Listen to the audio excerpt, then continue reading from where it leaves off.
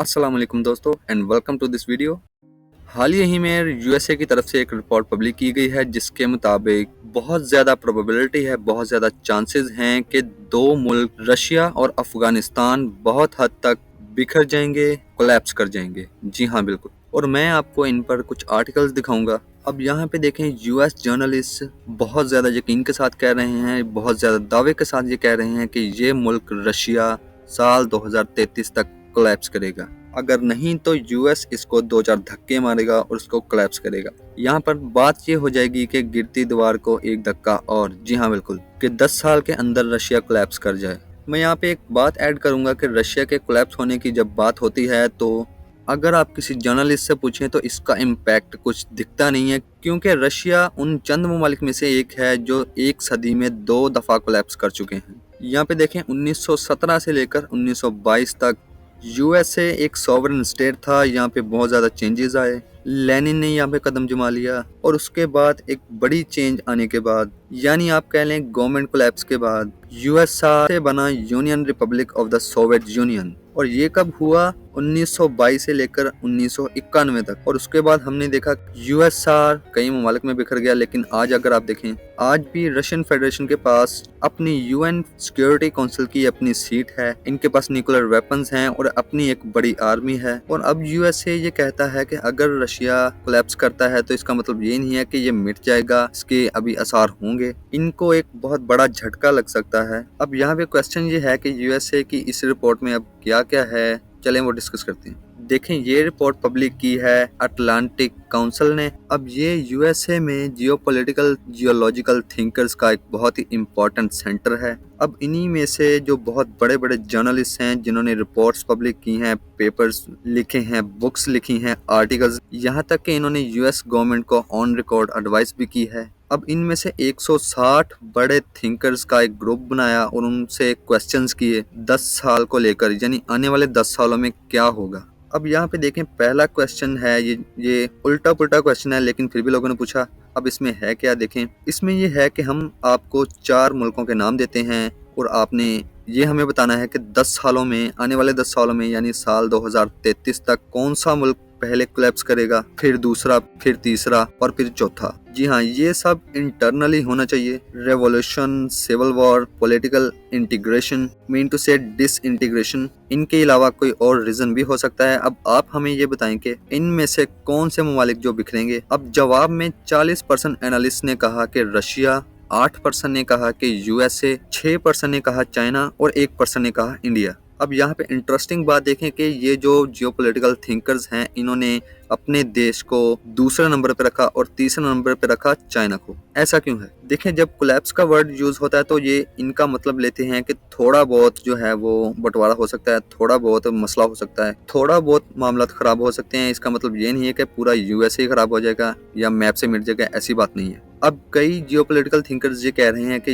US diplomacy में हाल ही में एक बहुत ही गलत एग्जाम्पल सेट किया गया, जब डोनाल्ड ट्रंप ने यूएसए के साल 2020 के जो आम इंतखाबात थे, जो इलेक्शंस थे, उनको मुस्तरद कर दिया, यानी कि मानने से इनकार कर दिया। और इसके बाद जो डोनाल्ड ट्रंप के हामी थे, इसके पार्टी वर्कर्स थे, वो यूएस कांग्रेस में पहुंच गए। वहां पे इन्होंने हंगामा किया और उससे क्या हुआ? एक बहुत ही बुरी एग्जाम्पल सेट होती है। अब अगर डोनाल्ड ट्रंप दोबारा आते हैं और यूएसए को इसी तरह डिवाइड कर देते हैं तो फिर हो सकता है कि यूएसए में 2 अलग पार्टीज बन जाएं, यूएसए 2 हिस्सों में बढ़ जाए, ऐसी कोई डिसइंटीग्रेशन पेश आ जाए। क्योंकि आप देखें, इस वक्त यूएसए जो है ना, इंटरनली डिवाइडेड है। अब एक साइड पे यूएसए में ऐसी चीज भी चल रही है कि कुछ थिंकर्स ये कह रहे हैं कि यूएसए में औरतों को अबॉर्शन का हक नहीं होना चाहिए, उन्हें ऐसा करने की इजाजत नहीं देनी चाहिए। आप जानते हैं कि यूएसए में कई स्टेट्स हैं और उनमें औरतों के लिए अबॉर्शन कराना काफी मुश्किल है। और दूसरी तरफ एक इंटीग्रेशन और ये भी है कि गोरे और काले का भी मसला चल रहा है और दूसरे इंसानी हकूकों की खिलाफ वर्जी भी चल रही है।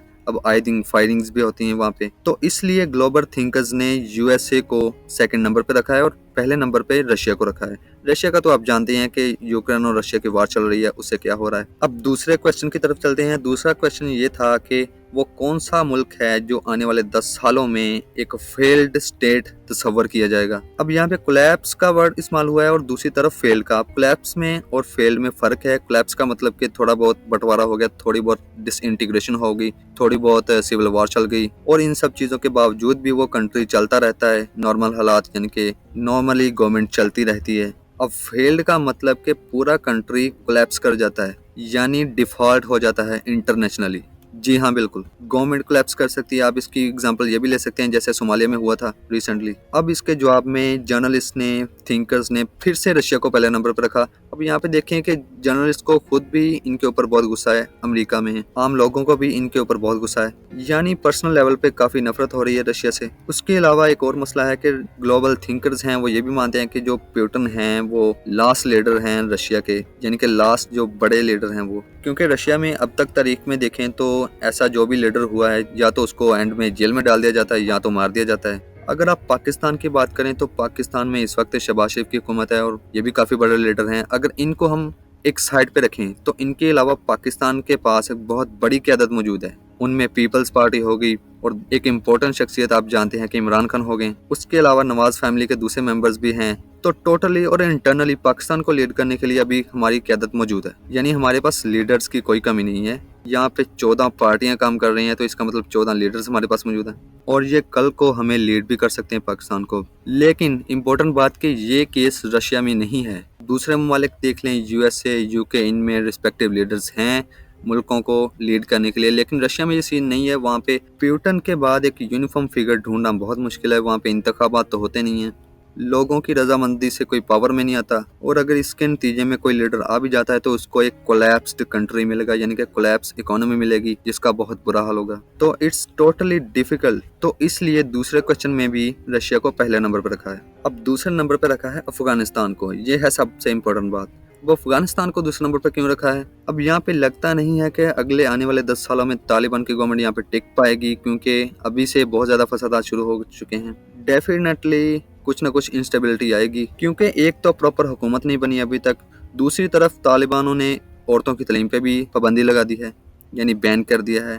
अब आप खुद सोच सकते हैं कि तालीम के बगैर कोई मुल्क कैसे तरक्की करेगा। अब अफगानिस्तान के लिए दो ही चांसेस होंगे, या तो ये अगले आने वाले 10 सालों में सेट हो जाएंगे या तो फिर ये फेल्ड रियासत सफर किए जाएंगे।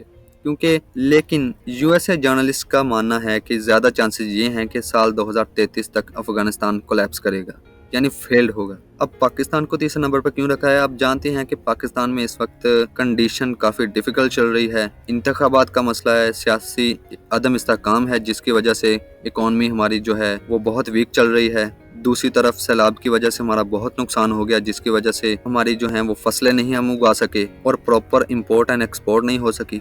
इसी वजह से पाकिस्तान को रखा है तीसरे नंबर पे। अब यहाँ पे तीसरा क्वेश्चन ये है कि वो कौन सा मुल्क है जिसके पास आने वाले 10 सालों में न्यूक्लियर वेपन्स आने वाले हैं।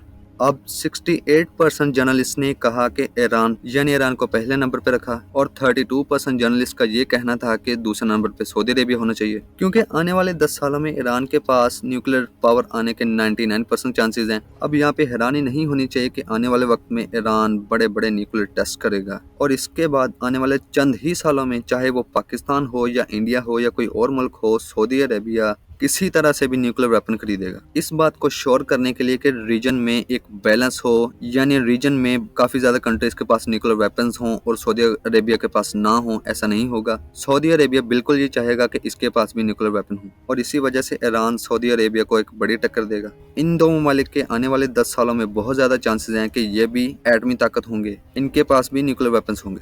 अब आते हैं चौथे नंबर पे।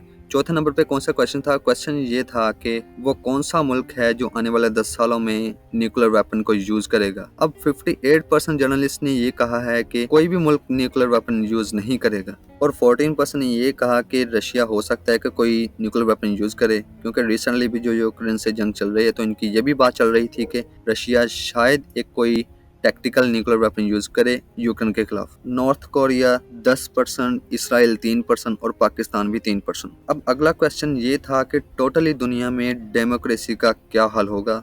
अब इसका जवाब बड़ा इंपॉर्टेंट है कि तकरीबन सभी जर्नलिस्ट का ये मानना है कि डेमोक्रेसी जो है उसका ट्रेंड जो है डाउन होगा। अब इसके मुकाबले में सिर्फ 26% जर्नलिस्ट का ये मानना है कि टोटली दुनिया में डेमोक्रेसी जो है वो बढ़ेगी, इसका ट्रेंड जो होगा वो अप होगा। यानी मेजोरिटी का ये मानना है कि डेमोक्रेसी का जो ट्रेंड होगा वो डाउन होगा, क्योंकि डेमोक्रेसी का मतलब होता है कि ट्रांसफर ऑफ पावर। अगर यही नहीं होगा तो डेमोक्रेसी बिल्कुल डाउन ही चलेगी, क्योंकि कोई भी कैसे चाहेगा कि उसकी पावर किसी दूसरे को मुंतकिल हो। तो ये यूएस रिपोर्ट के चंद इंपॉर्टेंट क्वेश्चंस थे जो आपके साथ डिस्कस किए। बाकी मैंने रिपोर्ट का लिंक डिस्क्रिप्शन में लगा दिया है, आप वहाँ से चेक कर सकते हैं, वहाँ से रिपोर्ट पढ़ सकते हैं पूरी। वीडियो को लाइक करें, शेयर करें एंड चैनल को सब्सक्राइब करें।